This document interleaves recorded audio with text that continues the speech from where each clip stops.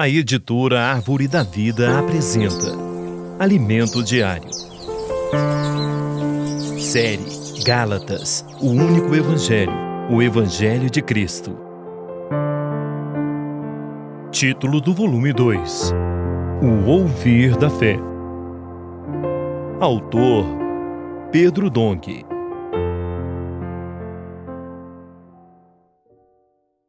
Semana 1. A fidelidade de Paulo quanto à verdade do Evangelho. Sábado. Ler com oração.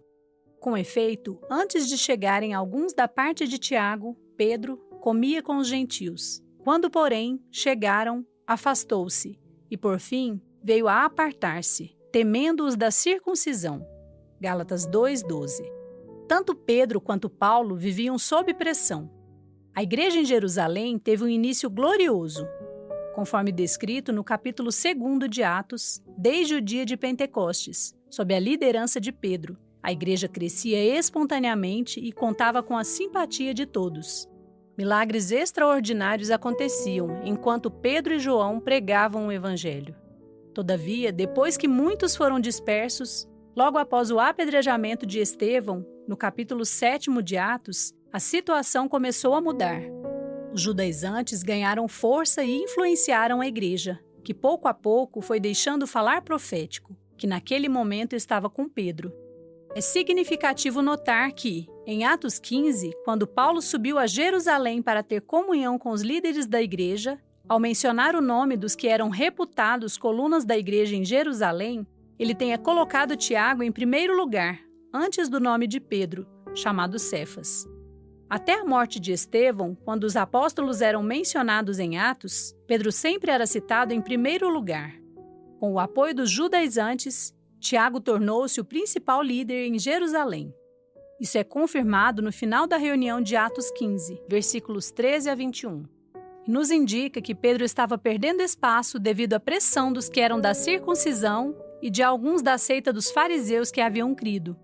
Pela falta de firmeza de Pedro no assunto, ele perdeu a liderança em Jerusalém, a qual passou para Tiago. Poucos percebem isso. Essa reunião mencionada em Atos 15 aconteceu aproximadamente no ano 50. Pedro escreveu sua primeira e segunda cartas, respectivamente por volta dos anos 64 e 67, ou seja, 14 e 17 anos depois da referida reunião em Jerusalém. Suas cartas foram escritas com o objetivo de apacentar os irmãos que, na época da perseguição e morte de Estevão, haviam sido dispersos pelas regiões do Ponto, Galácia, Capadócia, Ásia e Bitínia. Será que compreendemos agora o que aconteceu naquela igreja? Os judaizantes que haviam permanecido em Jerusalém perderam o apreço pela palavra ministrada por Pedro e fizeram de Tiago seu líder. Por isso, Pedro se voltou para aqueles irmãos que participaram da primeira fase da igreja em Jerusalém e que haviam sido dispersos, mas continuavam tendo apreço por sua palavra. O ministério de Pedro resumiu-se a cuidar desses que não caíram no erro da segunda fase da igreja em Jerusalém.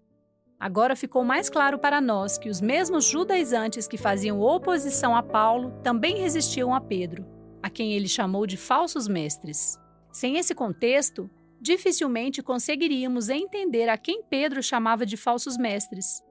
Os mesmos que se opuseram a Paulo introduziram heresias e tentaram colocar em descrédito as palavras de Pedro. Por isso, também foram chamados de escarnecedores, tendo em conta, antes de tudo, que nos últimos dias virão escarnecedores com os seus escárnios, andando segundo as próprias paixões. 2 Pedro 3:3. Quando Pedro ministrava suas experiências no Monte da Transfiguração com o Senhor, ocasião em que ouviu o próprio Deus dizer: "Este é o meu Filho amado, a ele ouvi." Marcos 9:7. Os judeus escarneciam dele, dizendo que aquilo era uma fábula engenhosamente inventada por Pedro, Tiago e João, os quais estavam no monte naquela ocasião. Diante de tanta oposição, Pedro foi firme com os irmãos que estavam dispersos, a quem ele apacentava, garantindo-lhes que o único caminho para seguir com segurança era acompanhar a palavra profética.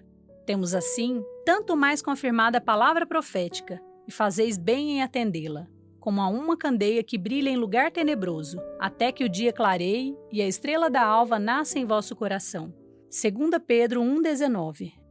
Pedro deixou claro que todos eles viviam em uma terrível noite escura provocada pelo inimigo para que as pessoas andassem às cegas, sem direção. A saída para isso viria da palavra profética, que brilharia na noite escura apontando a direção a ser seguida. Ele também falou sobre trazer à lembrança dos irmãos a presente verdade, pois eles haviam recebido o evangelho genuíno no início da igreja em Jerusalém. Pedro insistia para que aqueles que viveram na primeira fase maravilhosa da vida da igreja em Jerusalém voltassem a lembrar-se de tudo o que ouviram e testemunharam no princípio, porque nessa segunda fase, a verdade do evangelho havia sido comprometida com os ensinamentos dos judaizantes, os quais se tornaram uma fonte de oposição à obra de Deus. A pressão era tão grande naquele tempo que Pedro não resistiu e acabou sendo intimidado pelos seguidores de Tiago. Quando Paulo percebeu isso, precisou repreender Pedro na frente de todos porque ele estava influenciando negativamente os demais irmãos. Tal experiência nos revela a falta de firmeza de Pedro na verdade do evangelho diante da pressão dos da parte de Tiago. Foi Pedro quem recebeu a revelação do Senhor sobre a salvação dos gentios, de como Deus não fazia distinção entre eles e os judeus. Todavia, teve medo dos que eram da parte de Tiago e dissimulou em Antioquia. Infelizmente, o comportamento de Pedro influenciou os demais. De certo modo, a falta de uma atitude mais determinada permitiu que a igreja em Jerusalém tomasse um rumo diferente, tornando-se uma igreja praticante da lei. Pedro não procedeu corretamente segundo a verdade do Evangelho, e a consequência dessa falta de coragem fortaleceu os judaizantes, os quais causaram muitos danos à obra do Senhor. Jerusalém tomou um rumo diferente do que o Senhor havia feito no início, logo após o Pentecostes, e tornou-se uma fonte opositora da obra do Senhor, que pressionou tanto a Pedro quanto a Paulo. Isso resultou, já no final do primeiro século, no declínio do apreço dos cristãos pela palavra dos apóstolos. Por causa disso, a igreja sofreu 19 séculos de degradação. Graças a Deus que hoje estamos restaurando os muros da igreja com nosso apreço pela palavra profética, e jamais nos desviaremos dela. Não cederemos 1 milímetro sequer a qualquer tipo de pressão que soframos ao longo de nossa jornada em direção ao reino. Jesus é nosso Senhor.